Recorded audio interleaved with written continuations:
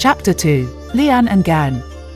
Please like, subscribe, and leave a comment. This is YouTube. You know how it works.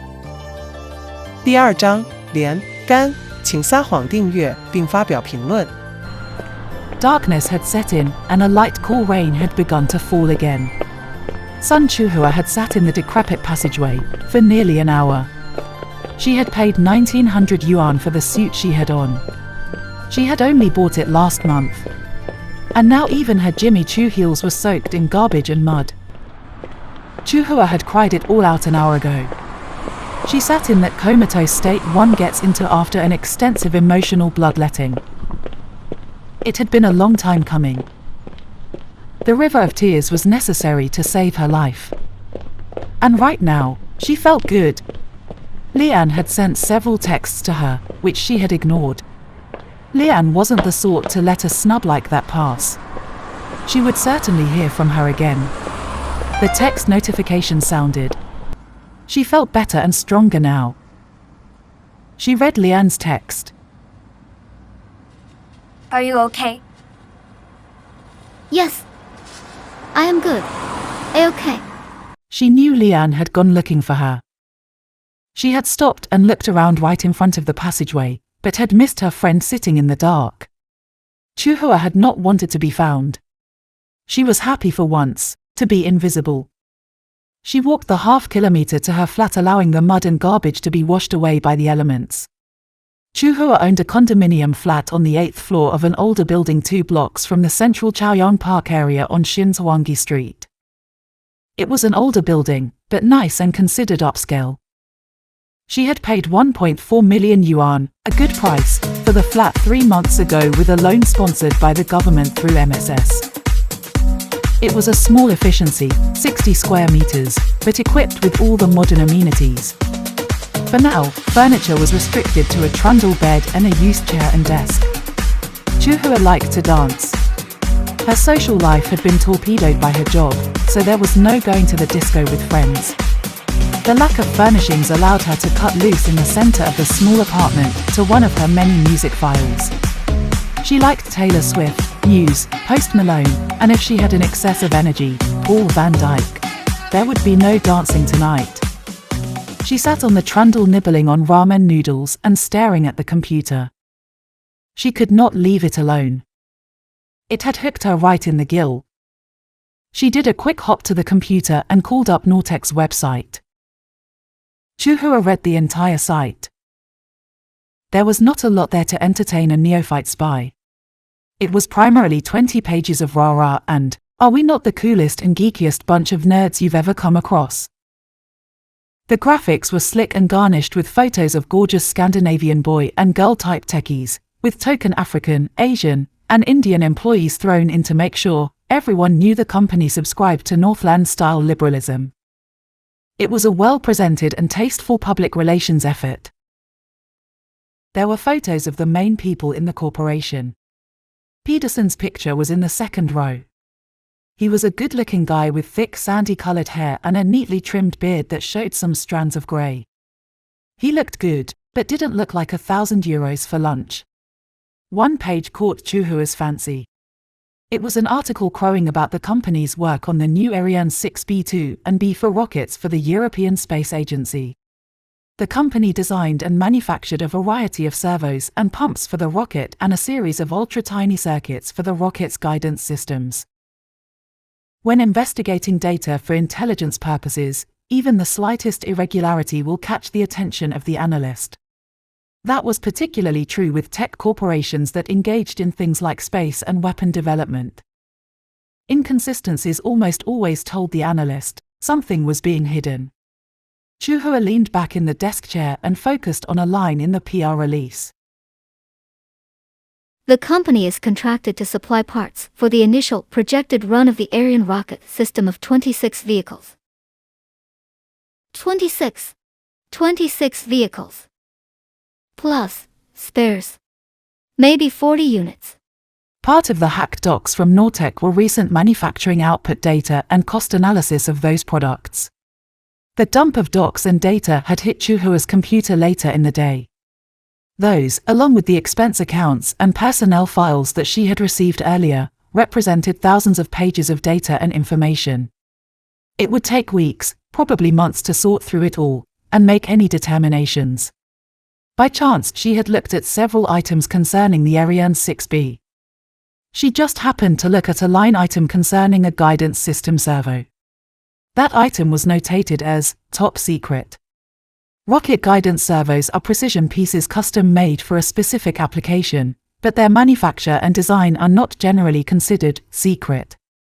哦，哇，这是不正确的，不是隐藏某事的好生意。哇，哦 ，something major wrong. Major. Chu-Hua remembered the number of units manufactured as 80. That would be twice the number needed. She remembered the cost per unit manufactured to be about 240,000 euros. What? 240,000 euros for a servo. Wow. And produce 40 extras. That is 10 million euros to just set on a shelf. Why do that? Not good business practice. 资金管理不好。Chu-Hua switched gears. She researched the stock. It was listed on the London Exchange. Something told her she should have a look. Exactly 1 year ago it was trading at 2140 euros with an average 8,000 shares traded daily. 6 months ago, 2280, 6,000 shares traded. On the 22nd, the day of the spread at Cafe Provence, stock listed at 2410. The 23rd, the day after. 43.55 euros per share. 8 million shares traded. Oh wow! 巧合？我不这么认为。This is no coincidence.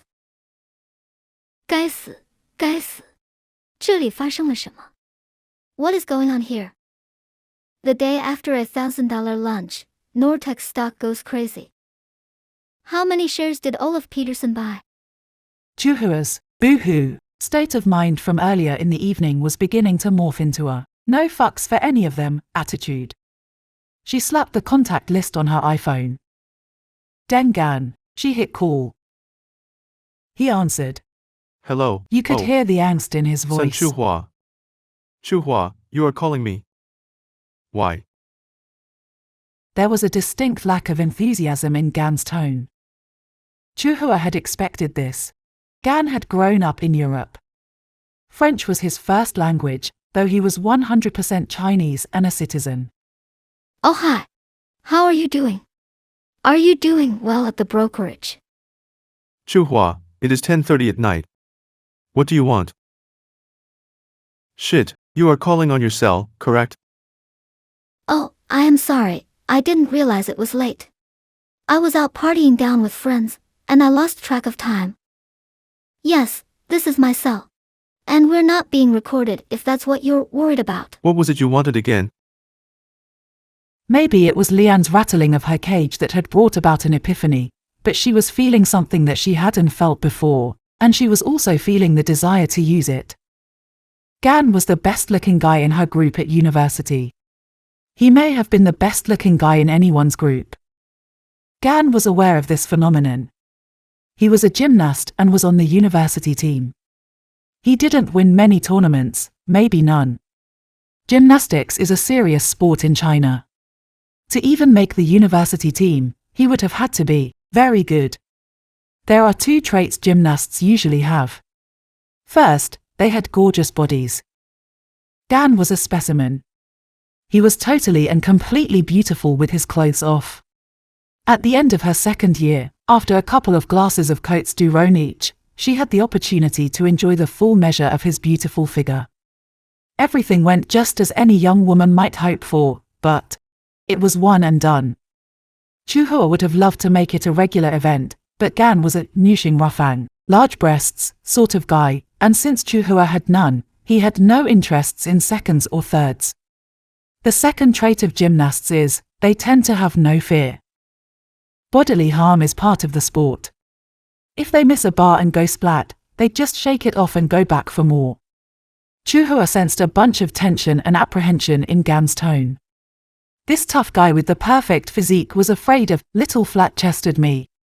She liked the fact that he was afraid. It gave her a sense of power. What do you know about a Swedish tech corporation called Nortech? Huh? Not much. Why do you want to know? I do not think we have ever had a transaction with any of their securities. I was thinking about making an investment, and I noticed they've had a very good week. No. I am not an account manager. I only do analyses. I do not buy or sell. Oh, that's what I want.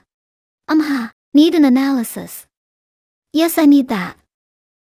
Okay, yeah, there was nothing remarkable about their recent quarterly reports, and no new releases or rumors. So, you lied to me. What? No. I did not. You can't say that. We should not be talking about this. Oh, I see. You just said you knew nothing about the company. I do not. When a company gains in stock value over 50% of its sale price, you must investigate. I told you. I know nothing about the company. It's listed on the London Stock Exchange.